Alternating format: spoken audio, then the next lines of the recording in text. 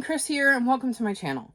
Today I'm going to talk to you about the books I read from April 20th to April 26th. The first two I'm going to group together since they're part of the same series, and that is A Tale of Two Kitties and The Cats Came Back by Sophie Kelly. I gave both of these books 4.5 stars. These are the 9th and 10th books in the Magical Cats mystery series. In these books we follow Kathleen and her cats Hercules and Owen, and there's more to these cats than meets the eye. In A Tale of Two Kitties, a 20-year-old scandal becomes fresh in everyone's minds when the Janes brothers return to town. Victor had an affair with his brother Leo's wife, and then the wife died in a car accident.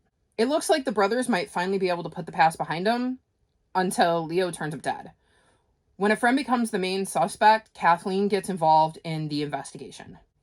In The Cats Came Back, Kathleen stumbles across the body of a friend who resembles a cabaret singer who is in town for a festival. Kathleen wonders if her friend was just in the wrong place at the wrong time with too close a resemblance to the singer, or whether she was actually the target. This leads Kathleen to look into things. I really enjoyed both of these stories. I thought the mysteries were really good. I love Kathleen and Hercules and Owen and the antics that Hercules and Owen get up to. This is one of my favorite series, and it was so nice to be back in this world with Kathleen and the cats, and I am looking forward to continuing on with this series, hopefully sooner rather than later. Next up, I read Red Seas Under Red Skies by Scott Lynch. This is the second book in the Gentleman Bastard series. There is a bit of a time jump between this book and the first book, but we are back with the Gentleman Bastards, and they're on to a new scheme. Things are going well for them until someone discovers who they are and basically blackmails them into doing their bidding. This makes things super complicated for the boys and puts their scheme in jeopardy, not to mention their lives. I'm still really enjoying this series. These books are a very slow build, and they kind of bounce back and forth in time, so you see how the boys put their scheme together while also seeing current day as to where their scheme is at.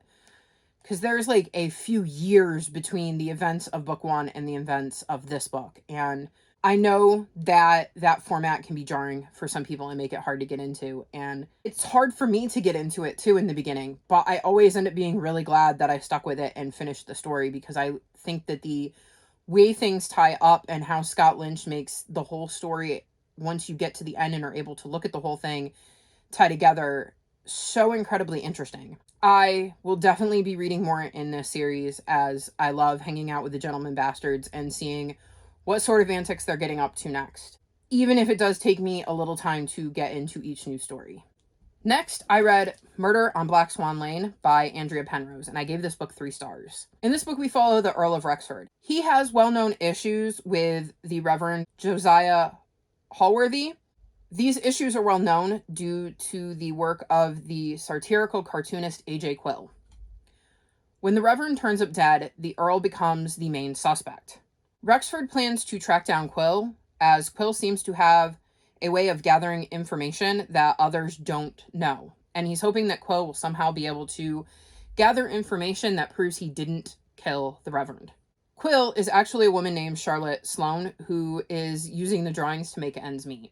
When Rexford discovers this fact, he agrees to keep Charlotte's secret if she helps him prove that he didn't kill the Reverend. She agrees, and so they begin their investigation despite their uneasy alliance. So I wasn't a huge fan of Rexford.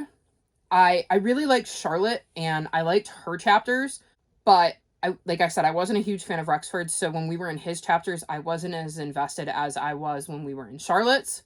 I liked the mystery aspect. I thought it was a good mystery, and I liked seeing how Charlotte and Rexford put together the clues of who did it. I think I will continue on with this series because I want to see if Rexford becomes more likable in the sequel to this book, as I think Charlotte being in his life could change him in a positive way. So I will probably continue on with the series and check out book 2 to see if there's any growth in Rexford's character. Next up, I read A Vow So Bold and Deadly by Bridget Kemmer.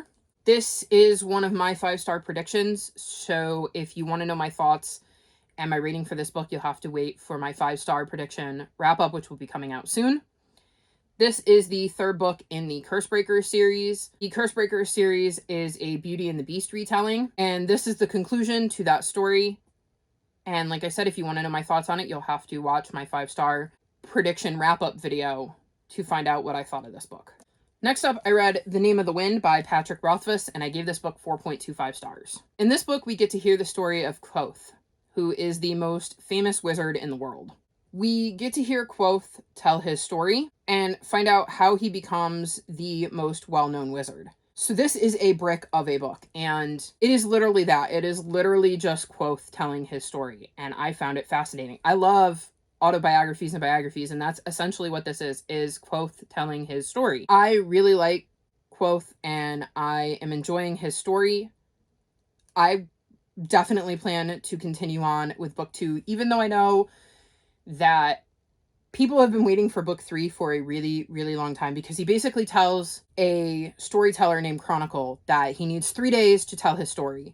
And I believe each book is a day. So the first book covers the first day of him telling his story, the second book, the second day, and then the third book is the final day. And I know that people have been waiting for that third book for a long time, but I'm willing to risk it. And I know the next book is like 1,000 pages long, so that will probably take me a little bit to get through, because this did too. It's kind of like Red Seas Under Red Skies. Like, at least for me, I find that adult high fantasy takes me a bit to get into and get through.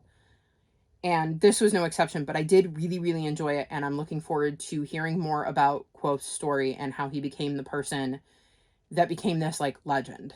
And lastly, I read The Secret Garden by Frances Hodgson Burnett, and I gave this book 4 stars. In this book, we follow Mary Lennox, who loses all of her family in India and is sent to live with her uncle in England.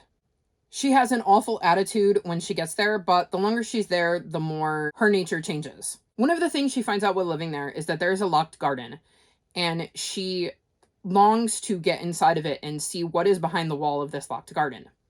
She also hears somebody sobbing in the nighttime, and all the staff pretend like they have no idea what she's talking about. So with her curiosity piqued, Mary goes out to find a way into this garden and to find out who is sobbing. I can totally see why this is a classic and why it is such a beloved children's story. I loved getting to see Mary grow throughout the book, and how being around these people and having attention, which is something that is made very clear she did not get a lot of from her parents, changes her. And seeing how her relationships develop throughout this book and the changes that she has on some of the people she interacts with just made this such a good read, and I'm really glad that I picked it up and gave it a chance. I believe there is a movie of this, and I'd like to check out the movie to see how closely it resembles the book, and see if the Mary in the movie matches the Mary that I built up in my head from the book. So these are some of the books I've read recently. What is a book you've read recently? If you've made it this far in the video, leave me a moon emoji, like this video, and subscribe to my channel, and I'll talk to you next time. Bye!